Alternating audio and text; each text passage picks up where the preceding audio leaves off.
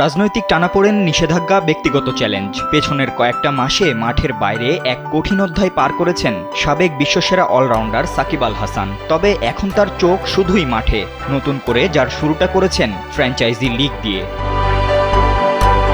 প্রায় ৬ মাস পর পাকিস্তান সুপার লিগের মধ্য দিয়ে সাকিবের প্রত্যাবর্তন ঘটেছে। ইতোমধ্যেই লাহোরের হয়ে খেলেছেন ২ ম্যাচ। প্রথমটায় নিষ্প্রভ থাকলেও দ্বিতীয় ম্যাচে ফিরেছেন পুরনো ধাঁচে, যে কারণে এবার প্রশ্ন উঠেছে জাতীয় দল প্রসঙ্গ নিয়ে। লাল সবুজের জার্সিতে কি আবারও দেখা যেতে পারে এই অভিজ্ঞ অলরাউন্ডারকে? এমন প্রশ্নের উত্তরটাও খুব সাদামাটাভাবেই দিয়েছেন বাংলাদেশ ক্রিকেটের সবচেয়ে বড় মহাতারকা। বলেছেন, সামনের কয়েক মাসে কি হবে জানি না, তবে এই মুহূর্তে আমি বিভিন্ন ফ্র্যাঞ্চাইজি লিগে মনোযোগ দিতে চাই।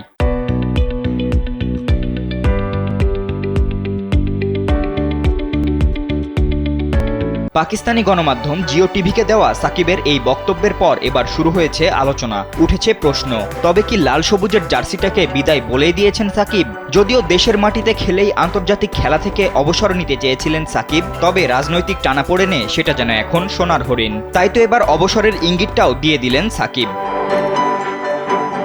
লাহোরে বেশ স্বস্তিতেই আছেন সাবেক এই বিশ্বসেরা অলরাউন্ডার। এর কারণটাও অবশ্য সবারই জানা। সাকিবের দলেই যে রয়েছেন আরও ২ স্বদেশী মেহেদী হাসান মিরাজ ও রিশাদ হোসেন, সেই সঙ্গে আছেন পাকিস্তানের শাহিন শাহ আফ্রিদি, হারিস রউফ, ফখর জামানদের মতো তারকারাও। আর তাই তো সেখানকার আবহটাকে দিয়েছেন চমৎকার আখ্যাটাও।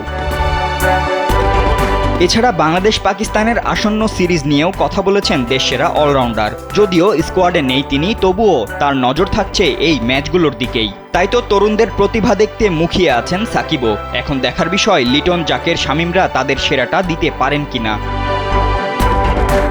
ফাতিন ইশরাক, কালবেলা।